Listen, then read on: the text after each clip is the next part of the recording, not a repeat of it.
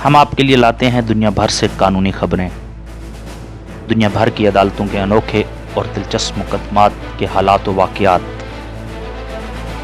हम आपको सुनाते हैं tech law, trademark, cyber space, copyright, family law और फौजदारी मुकदमात की सच्ची कहानियाँ। आपका ताल्लुक चाहे जिस भी शोबा है ज़िंदगी से है, एक चीज़ से आपको रोज़ वास्ता पड़ता है, वो है कानून। अगर आप कानून जानना चाहते हैं और जानना चाहते हैं दुनिया भर में होने वाले अनोखे और दिलचस्प मुकदमात की दास्तानें, तो ये चैनल आपके लिए है। इसको सब्सक्राइब करें, लाइक करें और शेयर करें। यकीन जानें, कानून जानना आपके लिए बहुत ज़रूरी है, क्योंकि ignorance of law is no excuse. बिस्मिल्लाहिर्रहमानिर्रहीम। क्या आप लोग जानते हैं कि बतौर सारिफ या बतौर कंज्यूमर आपके राइट्स क्या हैं?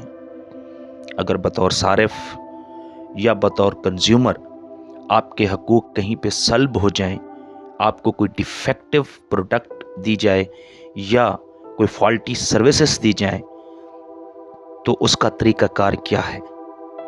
अगर आप नहीं जानते तो आज हम आपको बतौर कंज्यूमर आपके क्या हकूक़ हैं ये बताएंगे।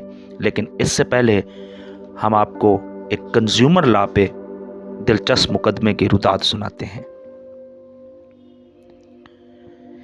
ये 2020 लाहौर हाई कोर्ट का मुकदमा है।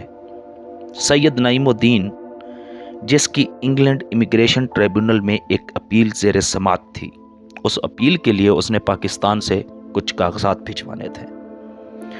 सैयद नईमुद्दीन ने वो कागजात TCS गुलबर्ग ब्रांच से इमिग्रेशन ट्रिब्यूनल इंग्लैंड भिजवाए। जो पैसे, जो चार्जेस TCS ने सैयद नईमुद्दीन को बताए, नईमुद्दीन ने वो चार्जेस अदा किए और TCS ऑफिस ने उन्हें रसीद जारी कर दी। जब वो कागज़ इमिग्रेशन ट्रिब्यूनल नहीं पहुंचे इंग्लैंड में, तो सैयद नईमुद्दीन ने TCS ब्रांच से पता किया, तो उस वक्त उन्हें बताया गया कि उसके चार्जेस असल में ज़्यादा थे, लेकिन TCS वालों ने उनसे कम लिए थे और ये फ़र्क 1156 रुपए का था। सैयद नईमुद्दीन का दावा ये था कि जब उन्हें रसीद जारी की गई थी, उस वक्त उनको अपने पूरे चार्जेस बताने चाहिए थे। सैयद नईमुद्दीन ने TCS के खिलाफ कंज्यूमर कोर्ट लाहौर में केस फाइल कर दिया। सैयद नईमुद्दीन ने इस केस में 5 लाख रुपए का हर्जाना मांगा। कंज्यूमर कोर्ट ने दोनों फरीकैन को सुनने के बाद TCS को हुक्म दिया कि वो सैयद नईमुद्दीन को 1 लाख रुपए हर्जाना अदा करे। TCS को यह फैसला पसंद नहीं आया और उसने हाई कोर्ट में अपील दायर कर दी कि मुकदमा दायर करने से पहले लीगल नोटिस देना ज़रूरी था, जो सैयद नईमुद्दीन ने नहीं दिया। इसलिए अपील मंजूर करते हुए नईमुद्दीन का दावा खारिज कर दिया जाए। हाई कोर्ट ने पहली दफ़ा यह तय किया कि जब दूसरी पार्टी पेश हो जाए और दावे की कापी भी वसूल कर ले और शहादत भी करा ले, तो अब वो अपील में नोटिस का एतराज़ नहीं कर सकती। हाई कोर्ट ने TCS की अपील खारिज कर दी और कंज्यूमर कोर्ट का फैसला बरकरार रखते हुए TCS को हुक्म दिया कि वो सैयद नईमुद्दीन को 1 लाख रुपए बतौर हर्जाना अदा करे। अब हम आपको बताते हैं कि बतौर सारिफ आपके क्या हकूक़ हैं, और अगर ये हकूक़, इन हकूक़ की खिलाफ वर्जी हो रही हो तो आप लोगों के पास क्या तरीक़ाकार है। हर वो शख्स सारिफ है जो किसी भी किस्म की अशिया या खिदमात से इस्तिफ़ादा हासिल करता है। सारिफ के हकूक़ के तहफ़्फ़ुज़ के लिए पंजाब हुकूमत ने एक कानून द कंज्यूमर प्रोटेक्शन एक्ट 2005 के नाम से लागू किया है, जिसके तहत बाहैसियत सारिफ किसी शख्स या इदारे की तरफ से एक या एक से ज़्यादा हकूक़ की खिलाफ वर्जी की सूरत में कानूनी इस्तेहक़ाक़ या दादरसी हासिल है। ताहम इस कानून के तहत ये भी जानना अहम है कि बाहैसियत सारिफ किस हद तक और कौन से हक़ की खिलाफ वर्जी होती है।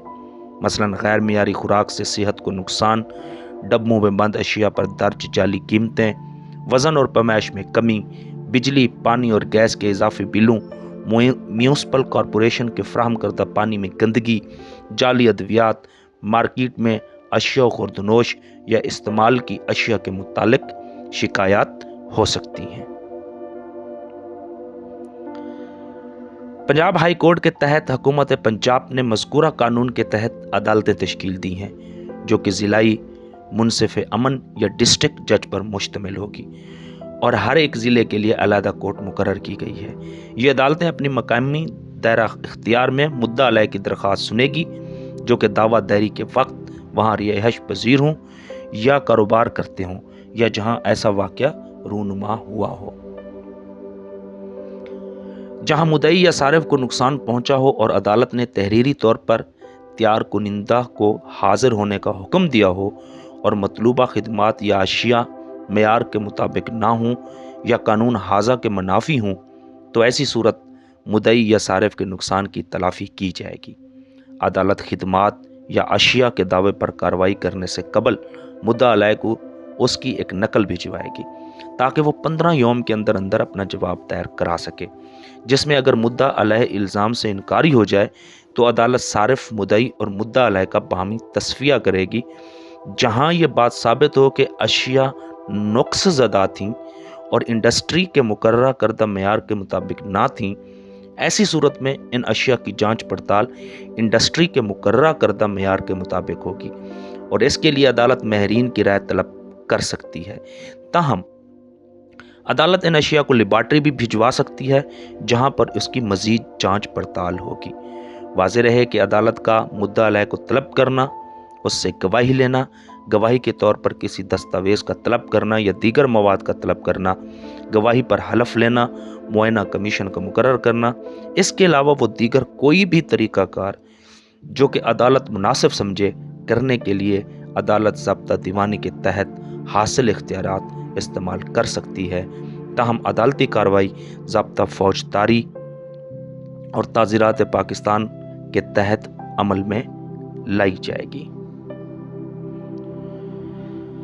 तैयार कुनिंदा के खिलाफ जहां यह साबित हो जाए कि उसने कानून हाजा की खिलाफ वर्जी की है, तो अदालत उस पर 2 साल तक कैद या 1 लाख रुपए तक जुर्माना या दोनों सजाएं लागू कर सकती है। इसके अलावा मुकर्रर करदा हर्जाना की अदायगी का हुक्म भी सादर कर सकती है।